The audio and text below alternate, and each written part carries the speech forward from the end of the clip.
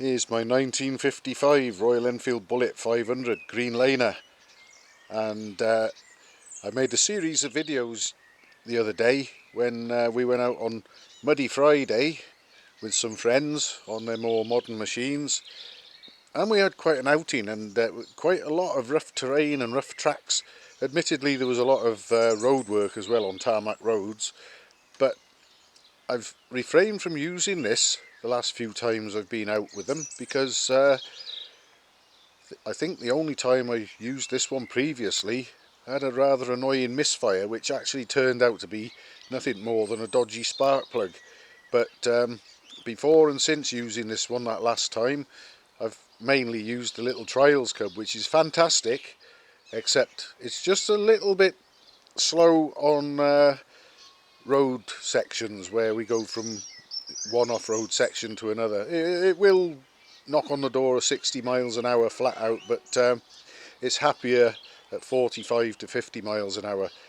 This one has actually got standard road going gearing on it, the only exception being it might be slightly lower because it's got an 18-inch rear wheel instead of the original 19, but then the 400 section rear tyre probably makes up for that to quite a degree anyway. So pretty much standard Redditch Bullet 1955 gearing, road gearing on this one, and I've had quite a bit of an issue with it the one time I took it out, where downhill sections were very awkward, steep downhill bumpy sections where it was just too high geared even in first gear really, and it was a bit of a liability. So that again made me favour the Trials Cub, because first gear on that is very low of course. But I experimented. I know that I should have tried it ages ago, and did what the Trials boys do, and I used the decompressor going down some steep bumpy slopes, and you can slow right down almost to a stop, and the engine is still turning over in gear and you got the engine braking, but you can go much slower because the engine isn't firing and you haven't got the compression pulses trying to lock the back wheel. And that was just a night and day difference for me. But admittedly it didn't help with the uphill bits, where obviously first is as low as you can get and you're perhaps moving along the ground faster than you want to be, and if you start slipping a clutch to any degree to slow yourself down and control yourself uphill, it's not too long before the lever goes a bit floppy at the bars and the clutch starts to drag. So that's still not ideal, but it was a big improvement and a revelation, and this bike coped admirably the whole day everywhere we went. I was very surprised with it actually, and very pleased with it. And I could probably gear it down, but then it wouldn't be so quick on the road, and I do enjoy being able to nip along pretty handy on the road on this one as well. So I'm not going to gear it down. The thought occurred to me that I could actually fit a 5-speed gearbox, and a 5-speed gearbox would fit right there, no problem at all. But then this 4-speed gearbox is very old and it's working perfectly. We never missed a gear all day on Friday.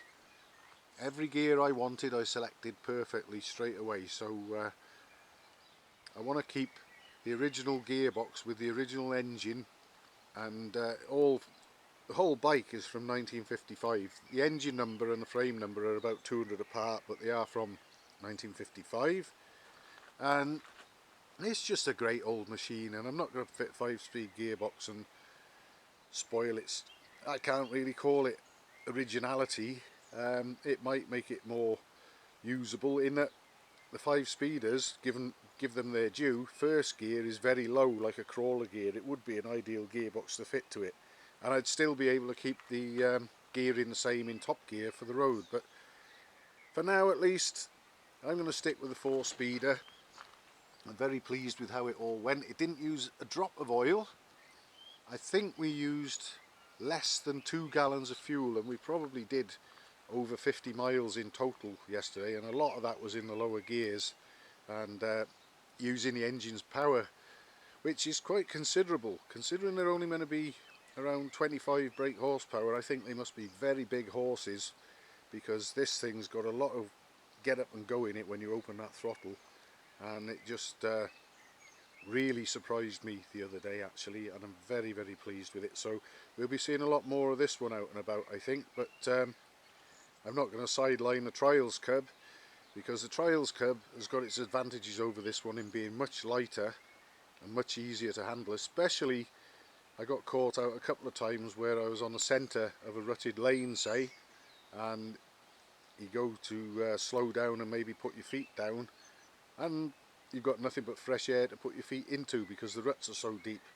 Whereas with the Trials Cub, it's easier to sort of control it a bit when it's leaning over. The weight doesn't sort of topple you so much. This one can be a bit scary when it starts going over sideways, but I managed to stay on it the other day. I've enjoyed myself immensely with it, and I really hope that we'll get a lot more fun and mileage in on this that I'll be able to share with everybody.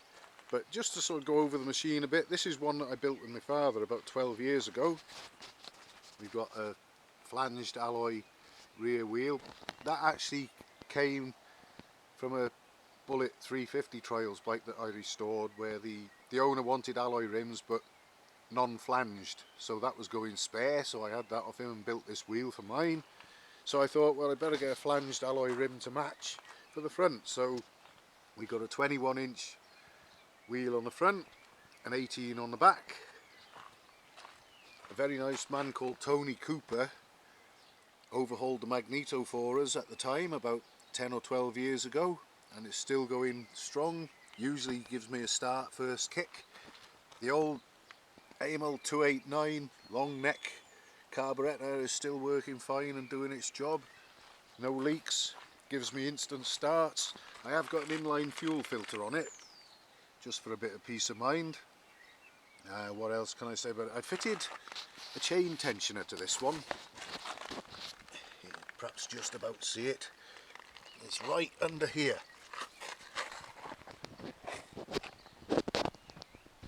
And that's a Sammy Miller chain tensioner, and in order to fit it I had to get another front engine plate, a Bullet front engine plate. You might just be able to see it down here. And I modified it and bolted it to the back of the gearbox to give me a mounting point for the tensioner. And I needed the tensioner because I've got these longer than usual rear shocks, which are about 330mm long, I believe.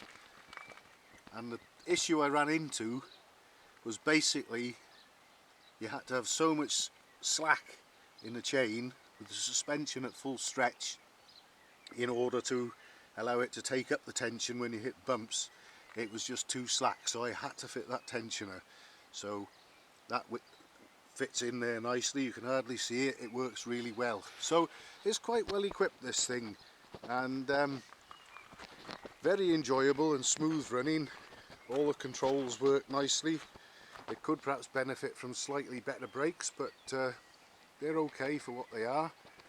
And as you can see, it's got a lot of mud on it, which I'm going to have to clean off, but we had a lot of fun getting it covered in that mud. And hopefully we'll be doing something very similar quite soon, but I just thought I'd share that with everybody because we got all the footage of me riding it, and it's all there for everybody to see. And I'll add this video to the playlist just to sort of discuss a little bit more about the bike itself that we were on. My speedometer is just fastened on with a bit of stretched over inner tube wrapped around the cross bracing on the handlebars. It does a good job, it holds it nice and steady. The speedometer works. The air filter's got nothing inside it. I fitted an air filter with an element in it, but it actually reduced the top end performance of the engine quite considerably, so I've got that. It's better than nothing because it had an open bell mouth at one time, so it'll stop bigger bits getting sucked in, but we tend not to get too much dust around here. It's usually wet and muddy rather than clouds of dust that it might suck in, so that's alright. And the high level pipe on it, I'm not quite sure where we got that, but it was presentable and it fitted, so I fitted it. And that basically is my Royal Enfield 500 Bullet Greenlaner from 1955. We've just got the Lucas N1 magneto on it instead of the mag dyno that it would have had originally, so we've got no lights, but you can use machines in the UK without lights in daylight hours, so that's not a problem as long as I don't get caught out in the dark.